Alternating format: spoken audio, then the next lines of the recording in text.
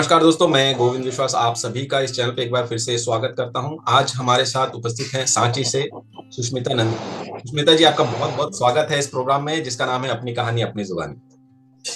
नमस्कार गोविंद जी। तो सबसे पहले जैसे हमारा एक सवाल होता है कि इस फील्ड में हर कोई एक डिफरेंट डिफरेंट सबकी जर्नी होती है, तो हमें जानना है आपकी जर्नी कहाँ से शुरू हुई, आप कहाँ जन्मी, कहाँ पली बढ़ी और इस फील्ड के प्रति आपकी रुचि कैसे बढ़ी। और हम आज ढेर सारी बातें करने वाले हैं एजुकेशन पे, मास्टर्स जो प्रोग्राम होता है उस पे, इवन पीएचडी पे, क्योंकि सुष्मिता जी जो हैं वो पीएचडी प्रोग्राम ये करती हैं। तो सुष्मिता जी से हम बहुत सारी चीजें पूछेंगे। तो सुष्मिता जी, हम सबसे पहले तो जानना चाहेंगे आपका बॉर्न एंड बॉटअप कहाँ हुआ। मेरा जन्म जो है आंध्र प्रदेश में सिकंदराबाद में हुआ है। ओके। क्योंकि मेरे पापा आर्मी में थे तो आर्मी के ट्रेनिंग कैंप हॉस्पिटल है, वहाँ पे आर्मी हॉस्पिटल में हुआ है। तो उसके बाद बहुत लंबी जर्नी रही। हम बेसिकली मेरा जो चाइल्डहुड है, जो अपब्रिंगिंग है, वो रायबरेली में हुआ है। पढ़ाई लिखाई बीएचयू वाराणसी से हुई है और अभी मैं फिलहाल कार्यरत हूँ Sanchi university of Buddhist Indian studies के एचओडी के हिसाब के पद पे। ओके। इंडियन पेंटिंग डिपार्टमेंट का नाम। ओके। तो आपकी एजुकेशन कहाँ, आपका एजुकेशन कहाँ हुआ? Education BHU faculty of visual art से मैंने बीएफए, एमएफए और पीएचडी वहीं से की है। ओके। प्रोफेसर अनिल चक्रवर्ती जी के गाइडेंस में जी। और प्रोफेसर आर.एन. मिश्रा के गाइडेंस में मैंने काम किया है। ओके। तो आपको कब फील हुआ कि मुझे आर्ट फील्ड में जाना चाहिए? आर्ट फील्ड में जाना चाहिए मुझे हमेशा मेरी मम्मी बताती थी कि तुम अच्छा ड्राइंग करते हो, तुम्हें आर्टिस्ट बन सकते हो। तो शुरुआत में ऐसा कुछ प्लान नहीं था, लेकिन बाद में धीरे धीरे ऐसा मुझे लगा कि मैं इसी के लिए मैंने फर्स्ट जब लस्ट फॉर लाइफ एक किताब है आर्विंग स्टोन की, विंसेंट वैन गॉग की लाइफ का बायोग्राफी है। तो 11-12 में जब पढ़ती थी, बाय चांस मेरे हाथ में वो उसका बांग्ला अनुवाद आ गया था। okay. तो क्योंकि हमारे घर में लाइब्रेरी थी तो उसी में मुझे मिल गया अचानक। और उसको पढ़ने के बाद तो मेरा एकदम स्ट्रॉन्ग बिलीफ बन गया कि मुझे तो अब आर्टिस्ट ही बनना और कुछ बनना ही नहीं है। okay. तो पता नहीं आर्टिस्ट के तौर पे कितनी मैं बन पाई, लेकिन एकेडमिशियन जरूर बन गई। नहीं, वाकई ये भी बहुत बड़ी जिम्मेदारी है कि आपके अंडर से कितने स्टूडेंट्स और इवन पीएचडी, मतलब जो मेरे ख्याल से शायद पढ़ने का जो लास्ट स्टेज जो तो कुछ नहीं होता है, बट उसमें डॉक्टरेट जो उपाधियां होती हैं ये बहुत मान्यता रखती हैं हमारे इस एजुकेशन सिस्टम में। तो मेरे पास उस दिन एक स्टूडेंट का फोन आया, वो अभी 12th में है। वो पूछ रहा था, सर कि मैं अगर फाइन आर्ट्स लेता हूं तो मुझे इसमें स्कोप क्या है। तो आपका क्या कहना है इस विषय में कि जैसे बहुत सारे स्टूडेंट्स के मन में सवाल होंगे कि फाइन आर्ट्स का ऐसा कुछ पर्टिकुलर ये नहीं है, सब आर्टिस्ट नहीं बनते या सब कुछ एकेडमिक में जाते हैं, डिजाइनिंग में जाते हैं। आप क्या सोचती हैं इस विषय में? फाइन आर्ट्स में तो बहुत अथाह स्कोप है। अगर जो हमारा शिक्षा का जो उद्देश्य, हमारा असल में जो उद्देश्य है जिसको अब हम भूल भी चुके हैं, शिक्षा का उद्देश्य है मानव निर्माण। मतलब मनुष्य जो सचमुच का एक मनुष्य कहलाने योग्य एक मनुष्य को बनाने के लिए शिक्षा का बहुत महत्वपूर्ण एक रोल है जी। लेकिन उसी उद्देश्य को हम थोड़ा सा साइड में करके अब हम जो है कॉमर्शियल वे में हम चीजों को देखते हैं। फिर भी कॉमर्शियल वे में भी अगर हम देखें तो भी फाइन आर्ट्स में अथाह स्कोप है। और सबसे अच्छा तो ये चीज है कि ललित कला, साहित्य और मूर्ति शिल्प या कोई भी ललित कला हो, पेंटिंग हो, तो सारी ललित कलाएं जो है इंसान के अंदर जो इंसानियत की भावना डालती हैं वो सबसे महत्वपूर्ण उसका काम है। इसके बाद सेकेंड इसमें आता है कि रोजगार इससे कितना मिलता है। तो रोजगार भी ये रोजगार परख ही है। दरअसल मैंने जितना अपने अनुभव से भी समझा है कि अभी का जो अभी स्कूल्स के लिए भी बहुत ज्यादा अपॉर्चुनिटीज है, हर स्कूल में जो है एक ड्राइंग टीचर की जरूरत होती ही है।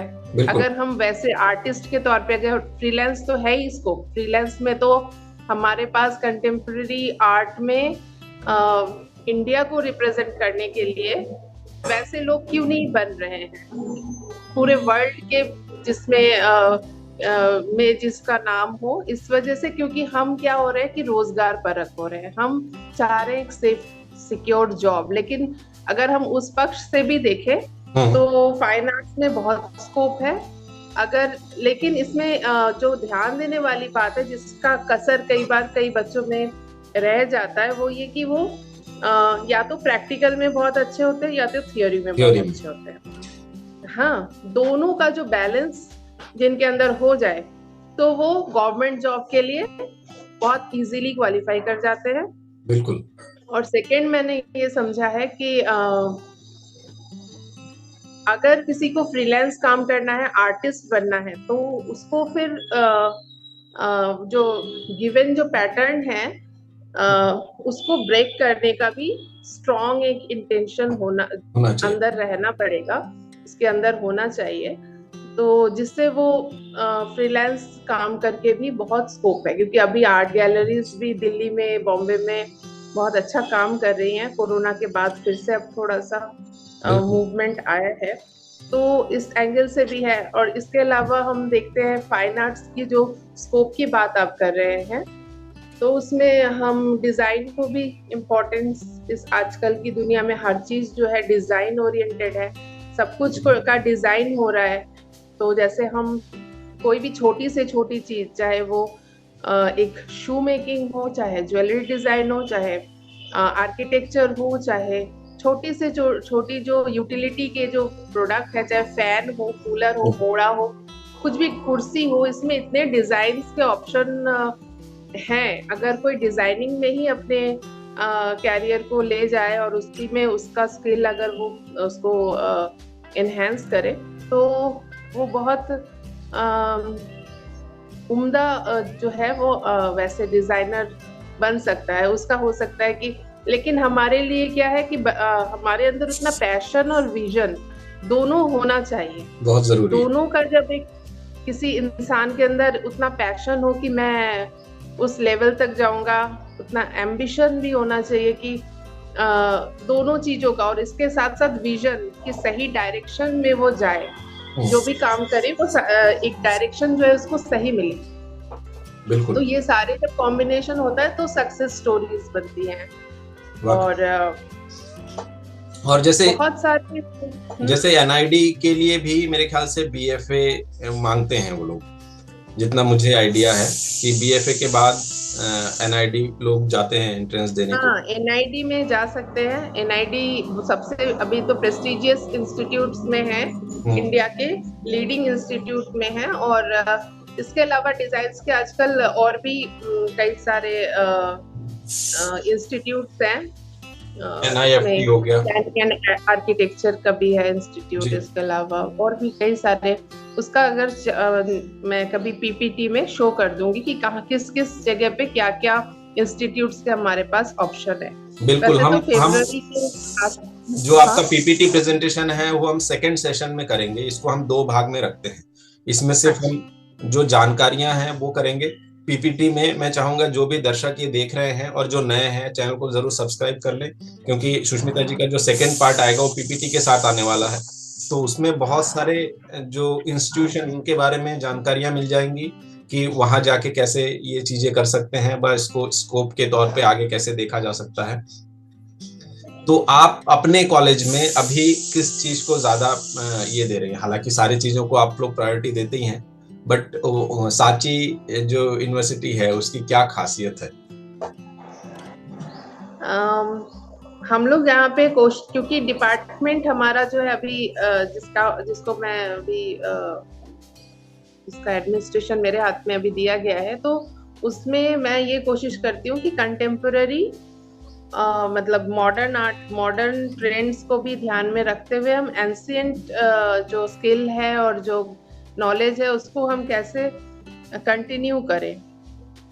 मतलब दोनों का एक अच्छा एक फ्यूजन जब होगा तभी हमारी जो प्राचीन जो धरोहर है, जो ऐतिह्य है, वो उसके स्किल्स भी खोते जा रहे हैं। जैसे कई बार मैंने एक आध जगह कहा भी होगा कि मैंने कहीं पे एक किताब पढ़ी थी, अवनींद्रनाथ टैगोर के द्वारा लिखी थी वो। तो उस किताब में ये लिखा, उन्होंने कहा था कि ब्रिटिश जब आए तो उन्होंने आर्टिसन के काम पे बहुत ज्यादा मतलब उसका हैम्पर हुआ। तो वो जो आर्ट स्किल है, जो हमारे देश का जो एक पहचान थी, वो हम खोते जा रहे हैं। मतलब इतने 100 साल में हम बहुत कुछ खो भी चुके हैं, लेकिन जो बचा खुचा है उसको बचाने की बहुत जरूरत है। तो मैं ये इसलिए मैंने इसको सिलेबस को भी हमारे यहाँ ऐसे डिजाइन किया है कि कुछ जो है ट्रेडिशनल जो क्लासिकल जो स्टाइल है उसका भी नॉलेज जो है हम स्टूडेंट्स को दें, प्लस जो एक्सपेरिमेंटल और जो सबसे मॉडर्न ट्रेंड्स के अनुसार जो काम हो रहे हैं विदेशों में भी और देश में भी, तो उस ट्रेंड को भी हम सीखे और समझे। कम से कम सीख करें नहीं तो भी हम उसका थियोरेटिकल या उसका कॉन्सेप्चुअल जो एक पार्ट है उसका नॉलेज रहे। तो आगे चल के जो स्टूडेंट है वही आर्टिस्ट बनेगा। तो वो उसके दिमाग में अगर वो अवधारणा शुरू से ही अगर रहेगी तो कहीं ना कहीं वो उसका रिफ्लेक्शन हमें उसके फ्यूचर के काम में हो सकता है दिखे। तो ये मेरा एक प्रयास है।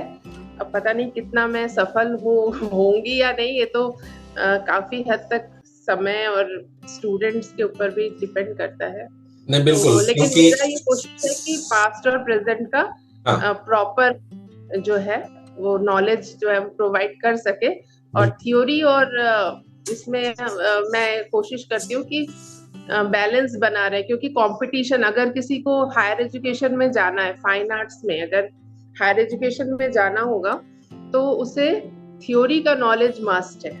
उस समय क्या होता है, स्किल और जो उसका टैलेंट है वो उस तरीके से जरूरी नहीं होता। इसीलिए हमारे क्या हो रहे हैं कि प्रॉब्लम यहाँ पे भी आ रही है कि हम प्रैक्टिकल बेस्ड पीएचडी भी नहीं कर पा रहे हैं, क्योंकि हमारे यूजीसी के कुछ गाइडलाइंस ऐसे हैं जिसकी वजह से हमारा जो है प्रैक्टिकल बेस नहीं कर सकते उसको।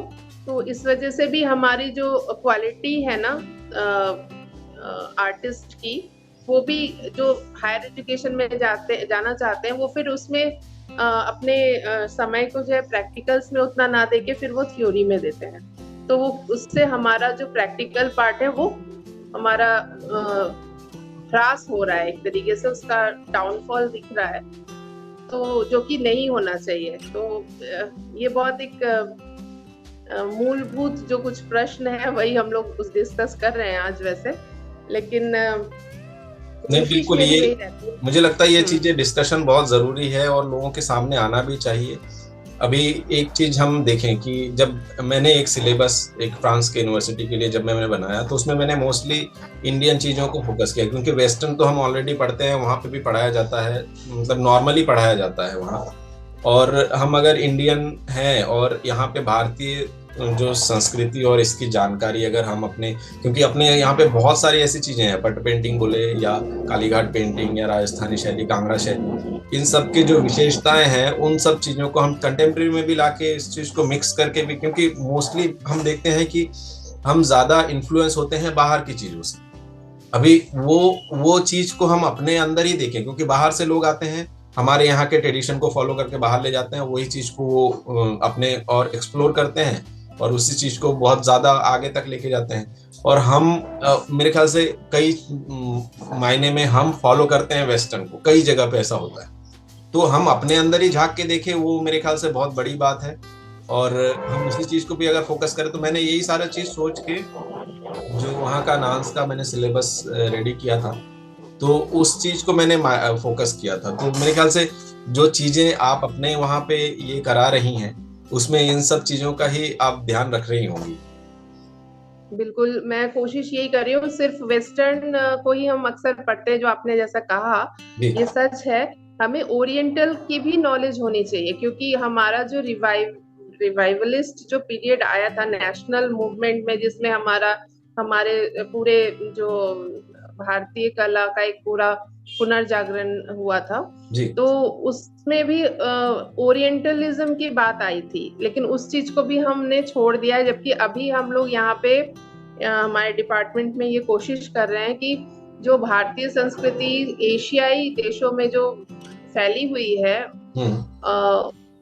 भारतीय जो धर्म है, संस्कृति है, या उसके जो मूर्ति शिल्प के जो एग्जाम्पल्स, या बहुत सारे एशियाई जो जैसे कंबोडिया हो गया, ये जावा, सुमात्रा, बाली, बोर्नियो, बाली, बिल्कुल उन सब जगह पे तो है ही, उन सब जगह पे, थाईलैंड में, सब जगह भारतीय संस्कृति फैली हुई है। तो हम वहाँ कोशिश कर रहे हैं कि वहाँ की जो हमारा जो प्राच्य परंपरा है, सिर्फ भारतीय परंपरा ही नहीं, प्राच्य परंपरा को भी हम एक साथ लेके चलने की प्रयास कर रहे हैं। इसी संदर्भ में मैंने एक बार पीएचडी का ही जो हमारा कहीं बार मतलब गैप्स में डिस्कस कर रही हूँ यहाँ पे, कि हमारे पास जो हम पढ़ते हैं कई सारे गैप्स रह गए हैं, अभी तक हमारे सिलेबस में वो सारी चीजें भी नहीं आई हैं। जैसे कुछ तो हमारे मॉडर्न ट्रेंड्स की जो बात कर रहे हैं, कोई दरअसल ये भी हो रहा है विश्वास जी कि कहीं कहीं पे अलग अलग यूनिवर्सिटीज अलग अलग ये सिलेबस को फॉलो कर रहे हैं, तो कहीं पोस्ट मॉडर्निज्म पढ़ाया जा रहा है, ज्यादातर जगह पोस्ट मॉडर्निज्म भी नहीं है और डिकॉन्स्ट्रक्टिविज्म भी नहीं है। ये सारी चीजें हमारे जो एकदम जो लेटेस्ट जो वो मूवमेंट्स है वो भी हम लैक कर रहे हैं दरअसल सिलेबस में, और हम प्राच्य को भी हम छोड़ रहे हैं। तो इन सबको भी मैंने कोशिश करके पीएचडी का जो हमारे यहाँ रिसर्च वर्क होता है, रिसर्च जो कोर्स वर्क का जो पार्ट है, तो उसमें मैंने वो सारी चीजें डाली है कि जो इसमें जो रिसर्च के लिए जो आएंगे तो उनके पास एक ओवरऑल व्यू होना चाहिए, पूरे वर्ल्ड का सिनेरियो उनको पता होना चाहिए। तो फिर वो रिसर्च में या एकेडमिक फील्ड में जब आगे बढ़ेंगे तो उनके पास एक विजन होगा, मतलब एक कहीं पे वो कोई अपनी क्या हो रहा है कि पीएचडी जो कर रहे हैं वो एक सीमित दायरे में ही बंधे हुए हैं, उनके अंदर वो जो विस्तार होना चाहिए थिंकिंग का, वो उतना विस्तार वो उनको मिल नहीं पा रहा है, क्योंकि हमारे हम प्रोवाइड नहीं कर रहे हैं उनको वो चीजें। तो वो भी एक लैक है जो मैं आपको यहाँ पे अवगत कराना चाहूंगी कि ये सारी चीजें यहाँ पे हम लोग गैप को फिल करने की कोशिश में लगे हुए हैं, दिखते हैं। बिल्कुल। तो अच्छा, मैं एक चीज और पूछना चाहूंगा कि पीएचडी के लिए बहुत सारे लोगों को नहीं पता है, इवन मुझे भी उतनी जानकारी नहीं है कि पीएचडी के लिए क्या क्या चीजें क्वालिफाइड होना जरूरी है और किस विषयों पर लेके पीएचडी किया जा सकता है, और उसके लिए कितना समय और कितना फाइनेंशियली कितना ये लगता है, इसके बारे में भी हम जानना चाहेंगे। देखिए, पीएचडी करने का उद्देश्य पहले स्टूडेंट को पता होना चाहिए। पीएचडी क्यों करना चाहेंगे, तो उद्देश्य सबके जीवन के उद्देश्य अलग अलग होते हैं, कोई सबके स्ट्रेंथ और वीकनेसेस भी अलग अलग है। तो उसको खुद को जो छात्र है या जो स्कॉलर जो करना चाहते हैं, उनको अपने अंदर ही पहले प्रश्न करना पड़ेगा कि वो किस चीज में माहिर है और किधर जाने से उनको बेटर अपॉर्चुनिटी मिलेगी। अगर उनको ऐसा लगता है, उनका उद्देश्य पहले क्लियर हो कि वो हायर एजुकेशन में आना चाहते हैं, वो टीचिंग में आना चाहते हैं, या मतलब कई बार जो है इंसान इसलिए भी आ जाते हैं पीएचडी में कि ये उनके पास और कोई मतलब कुछ नहीं है, बैठे हैं तो कर लेते हैं, तो ये वाली स्थिति भी कई बार होती है। तो लेकिन जब तक उद्देश्य, किसी काम का उद्देश्य किसी छात्र के पास क्लियर ना हो तो वो उतना सफल भी नहीं हो पाता, क्योंकि उसके पास वो करने के लिए कर रहा होता है। तो बेसिक तो जगह ये है कि जो सभी को पता भी होगा, ज्यादातर लोगों को, कि नेट क्वालिफाई करना आजकल मैंडेटरी हो गया है। यूजीसी के गाइडलाइंस के अनुसार पीएचडी के लिए नेट क्वालिफाई करना इम्पोर्टेंट है। और नेट के अलावा भी जो क्रेट वगैरह है, स्लेट है, वो सब भी अलग अलग स्टेट्स के खुद के हैं। कुछ यूनिवर्सिटीज अपने खुद के, जैसे क्रेट जो है ये BHU के क्रेट होता है। तो ऐसे अलग अलग यूनिवर्सिटीज अपने खुद के एग्जाम्स कराती है, जिसके तहत वो PhD में एंट्रेंस के द्वारा वो बच्चों को लेती है। ऐसे भी रास्ते हैं, और फिर नेट के द्वारा डायरेक्ट नेट क्लियर करके वो आने का भी एक रास्ता है। तो 2 तरीके से PhD में दाखिला मिल सकता है।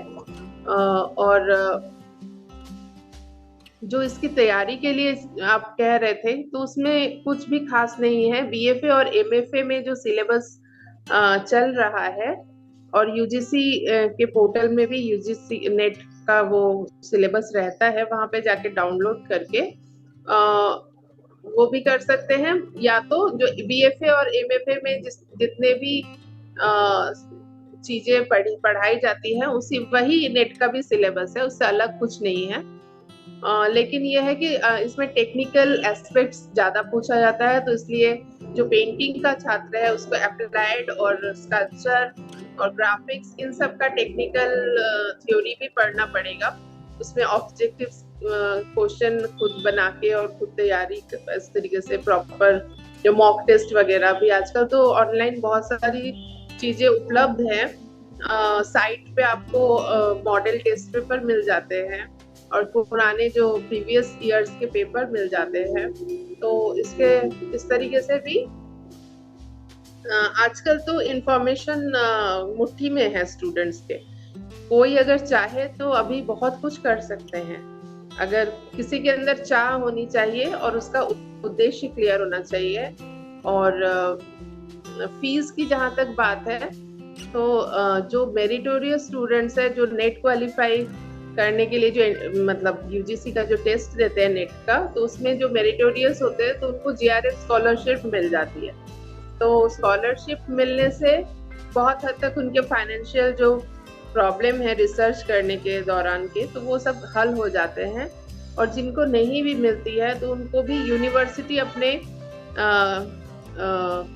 जो यूनिवर्सिटी जैसे पर्सनली जो यूनिवर्सिटीज जो कंडक्ट करते हैं एग्जाम, जैसे मैंने एग्जांपल दिया था, जैसे BHU में क्रेट वगैरह होता है, तो उसमें भी वो कुछ नेट क्वालिफाई किए हुए लोगों को कुछ अमाउंट स्कॉलरशिप का देते हैं। और हमारे यूनिवर्सिटी में अभी जो मेरिटोरियस स्टूडेंट हैं उनको स्कॉलरशिप का प्रोविजन किया है, और शुरू से ही है। तो 15,000 हमारी यूनिवर्सिटी देती है, जो मेरिटोरियस है और जो एंट्रेंस के थ्रू आए हैं। इसके अलावा GRF जो UGC देती है, इसके अलावा कई सारे और जैसे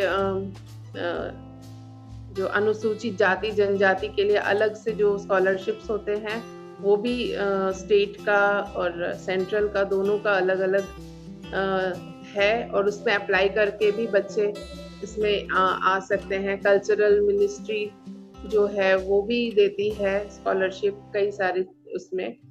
तो स्कॉलरशिप्स तो बहुत सारे हैं, लेकिन उसको उसकी जानकारी होनी चाहिए स्टूडेंट्स को, और उसको अप्लाई प्रॉपर तरीके से अपने सिनॉप्सिस को प्रेजेंट करना अपने। तो वो चीजें जब होती है तो अपने आप सारी एक स्मूथ फंक्शनिंग हो जाती है, सारे एडमिशन हो जाते हैं, सारे काम होने लगते हैं। ये एक नॉर्मल प्रोसीजर है। बिल्कुल, पहले तो उद्देश्य क्लियर होना जरूरी है, बाकी चीजें तो स्मूथली हो जाती रहे। हाँ, उद्देश्यहीनता में जो है इंसान भटकता है, जो कभी भी किसी के लिए भी नहीं होना चाहिए। उद्देश्य कोई भी, जैसे कोई भी मतलब मैंने जब स्टार्ट किया था मेरी जर्नी से अगर मैं एग्जांपल दूं, तो मैं जानती हूँ कि उद्देश्य किसी को क्लियर नहीं होता। बिल्कुल, मेरा भी उद्देश्य क्लियर नहीं था, क्योंकि मुझे भी MFA कर रही थी, उसी दौरान अपीयरिंग में मैंने एग्जाम दिया था, तो मेरा GRF हो गया। तो इस वजह से फिर मुझे उतना क्लियर नहीं था कि PhD क्यों करना है, लेकिन क्योंकि GRF हो गया तो मैंने कर लिया। तो लेकिन अभी मुझे ये लगता है कि अगर और ज्यादा, उस समय क्या था, हमारे टीचर्स तो बहुत ही मतलब सुलझे हुए थे और हमको प्रॉपर गाइडेंस मिलती थी, और हम लोग भी मतलब स्टूडेंट्स के तौर पे भी हम लोग बिल्कुल, हमारे अंदर ग्रहण करने की मेरे ख्याल से ज्यादा आजकल के स्टूडेंट्स से ज्यादा कैपेसिटी थी कि वो एक लाइन बोलते थे, हम ज्यादा समझते थे। आजकल क्या है कि कितना भी ज्यादा बोल के भी समझाना मुश्किल हो जाता है, तो वो चीजें, वो गैप्स भी मुझे दिखती हैं। तो कुल मिला के ये है कि उद्देश्य बहुत इम्पोर्टेंट है कि कोई फ्रीलांस करेगा, कोई आर्टिस्ट बनेगा, कोई डिजाइनर बनेगा, कोई एनिमेशन में जाएगा, कोई एडवर्टाइजमेंट में जाएगा, मतलब किधर जाना चाहता है, उसका नैक किधर है, उधर उसका इंक्लिनेशन क्या है, उसके उद्देश्य यही तो है, और इंटरेस्ट किसमें उसको आ रहा है, तभी वो उसमें एक्सेल कर पाएगा। अच्छा, मेरे मन में एक प्रश्न आ रहा है कि जैसे मैं कुछ किताबें अगर हमें पब्लिश करनी है या लिखना है, जैसे मान लीजिए हम ऐसे ही चर्चा कर रहे हैं कि हम जो बातचीत कर रहे हैं उसके हम एक चैप्टर वाइज हम बहुत सारे ऐसे आर्टिस्ट हैं जिनका इसमें साक्षात्कार हुआ है, इन्हीं साक्षात्कारों को लेकर मैं अगर एक किताब निकालना चाहूँ तो क्या उसके लिए जरूरी है पीएचडी करना? नहीं। ओके। बुक राइटिंग के लिए पीएचडी कंपलसरी नहीं है। कोई भी जो अच्छा लिखता है, जो लेखक है, ये सब तो बाद में ये सारी चीजें आई। पहले क्या था, पहले इंसान रिसर्च करता था लेकिन उसको टैग नहीं था कि वो रिसर्च स्कॉलर है ना। टैग अभी मिल गया है, लेकिन टैग के बावजूद भी सचमुच का रिसर्च कितने लोग करते हैं? बात तो वही आके अटकती है कि टैग के साथ भी हम उससे न्याय नहीं कर पा रहे हैं। और कई बार जो है, मुझे जहां तक लगता है कि किसी बिना टैग के, रविंद्रनाथ टैगोर को नोबेल प्राइज मिला, उन्होंने पीएचडी थोड़ी की थी। बिल्कुल। वो स्कूल भी नहीं गए थे। तो बात तो वही है कि अब हमारी जो शिक्षा प्रणाली है, ये हमें सर्टिफिकेट और डिग्री दे रही है, क्या हमारे पास नॉलेज मिल रहा है हमको? या ऑनलाइन क्लासेस में जब हम टीचर को सुनने के लिए हमारे पास पेशेंस नहीं रह रहा है। मैं तो देख रही हूँ, क्लासेस लेती हूँ तो मैं जानती हूँ कि कितनी जल्दी क्लास ओवर हो जाए। इसका जब स्टूडेंट्स को ये अगर इंतजार रहता है तो वो कितने नॉलेज के लिए कितने वो हैं, ईगर हैं। कुछ भी इसमें मुझे नहीं लगता है कि इतना अभी जैसे मुझे लगता है एक टीचिंग में टीचर का भी थोड़ा सा कमी है, प्रॉपर टीचर का। और एक मुझे लगता है कि प्रॉपर स्टूडेंट्स भी अगर उतने कैपेसिटी उनको ग्रहण करने की, वो ग्राह्यता रिसीवर मतलब स्टूडेंट को होना चाहिए कि चारों तरफ से जहां से उसको लगे कि हाँ ये मेरे काम का है, उसको लेना चाहिए, ग्रहण करना चाहिए। तो ग्रहण तो उसी को करना पड़ेगा। तो वो चीजें भी हमारे पास अभी लैक कर रही, क्योंकि हमारे पास अभी समाज में भी इतने सारे चेंजेस आ गए हैं, ये सोशल मीडिया की वजह से भी, कि पेशेंस लूज कर रहे हैं, टाइम डिवोट करने में भी प्रॉब्लम है, क्योंकि व्हाट्सएप और फेसबुक पे सब लगे हुए हैं। तो ये सारे टाइम तो उसी में चले जा रहे हैं सबके, किसी के पास भी टाइम नहीं बच रहा, क्योंकि थोड़ा सा कुछ काम किया और फिर से व्हाट्सएप चेक किया। तो इस तरीके से ये चीजें तो फैक्ट हैं, और इसको ये फैक्ट है, ये जितना हमारे लिए काम का है उतना घातक भी है।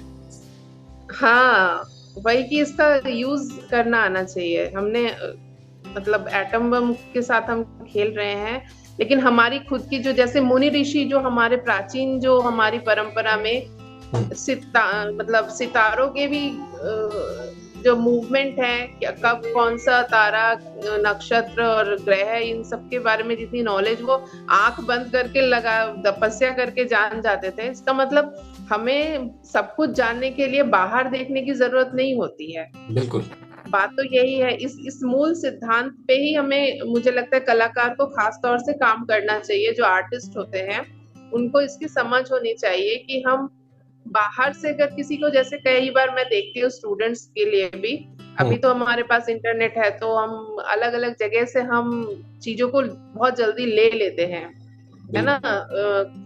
किसी और के काम की चीजें भी हम अपने काम में उसमें वो डाल देते बिना उसके मेंशन किए।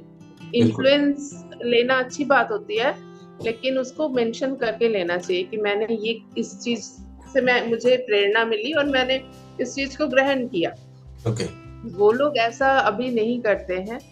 तो ये भी एक प्रॉब्लम है कि वो अपने अंदर नहीं देखते, अपने रूट्स में नहीं देखते, अपने हमारी जो संस्कृति है हमें बहुत कुछ दे सकती है, लेकिन उसको उसमें जाने की जरूरत है। हम बाहर देख रहे हैं तो हमें कुछ नहीं मिलेगा कुल मिला के। अच्छा, दूसरा एक चीज जो आजकल नहीं, बहुत पहले से मटेरियल्स को लेके जो पुराने लोग एक्सपेरिमेंट करते आए हैं, तो इस तरह के कुछ आप लोग वर्कशॉप वगैरह भी अपने यूनिवर्सिटी में रखते हैं जो स्टूडेंट्स को नया कुछ देखने को मिले या नया कुछ सीखने को मिले? हाँ, हमने एक 2018 में ऑर्गेनाइज किया था वर्कशॉप, लेकिन उसके बाद से अभी कोरोना वगैरह आने से थोड़ा सा वर्कशॉप वाला जो एंगल है अभी थोड़ा सा रुका हुआ है। वैसे हमारे पास प्लानिंग है, प्रपोजल्स भी तैयार बने हुए हैं। तो जैसे ही ये फेज थोड़ा सा, और एक ये भी है हमारा जो एक्चुअल साइट पे अभी कंस्ट्रक्शन चल रहा है, तो अप्रैल में हम लोग चले जाएंगे एक्चुअल साइट में, जहाँ पे विश्वविद्यालय जो Sanchi university of Buddhist Indic studies का जो खुद का जो वो मतलब कंस्ट्रक्शन जो हो गया है, तो उसमें जब हम चले जाएंगे, शिफ्ट हो जाएंगे, तो उसके बाद हमारी प्लानिंग है लगातार कई सारे वर्कशॉप्स की। अच्छा, हम इस वीडियो के डिस्क्रिप्शन में भी उस यूनिवर्सिटी का डिटेल हम दे देंगे। इवन अगर कुछ ऐसे आपके सोशल मीडिया लिंक हैं जो आप देना चाहें इसमें, जो जिनको संपर्क करना हो वो आपके इस सोशल मीडिया के थ्रू कर सकते हैं। वो हम चाहेंगे कि कोई ऐसा मैसेज जो लोगों को आप देना चाहें, जो स्टूडेंट्स हैं उन लोगों को देना चाहें। और लास्ट के 1 मिनट हम इस चैनल के लिए भी आपसे चाहेंगे कि आपको कैसा लगा इस चैनल के साथ बात करके। मैसेज तो मेरा पूरा जो बातचीत था वो यही, उसी में सारे मैसेजेस मैंने वैसे तो बोल दिए हैं, लेकिन मुझे जहाँ तक लगता है स्टूडेंट्स के लिए खास तौर से, क्योंकि ये आप जो सारे जो इंटरव्यूज लेते हैं अपने चैनल में, तो वो स्टूडेंट्स को ध्यान में रख के मेरे ख्याल से ये चीजें करते हैं कि उनको प्रॉपर नॉलेज आपके चैनल के माध्यम से मिले। और जो पूरे भारत में गतिविधियां हो रही हैं, जो आर्टिस्ट है उनके बारे में, उनके काम को देखें, उनसे बातचीत करने से क्या होता है कि बहुत सारे जो मतलब जो कंफ्यूजन है, कहीं पे कोई किसी बात का, किसी के अंदर कोई उलझन है कला को लेके, कई सारी चीजें सुलझती भी है और रास्ते भी मिलते हैं। तो इस एंगल से तो आपका जो ये कार्य आप जो कर रहे हैं, सतत और निरंतर और निस्वार्थ, तीनों चीजें जो आपके साथ जुड़ी हुई है, ये सच में ये सराहनीय है, अतुलनीय है और प्रशंसनीय है।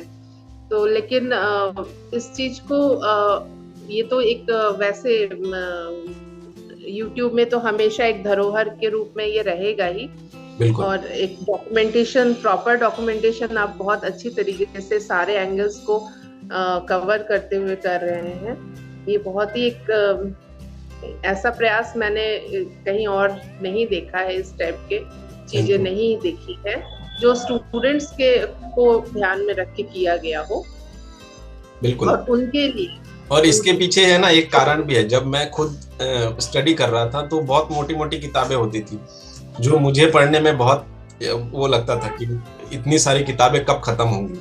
तो मुझे ऐसा लगता था कि काश अजंता एलोरा का कोई सीडी मिल जाए जो मैं देख लूं और समझ भी लूं, पढ़ भी लूं, मतलब मुझे जानकारियां भी मिल जाए।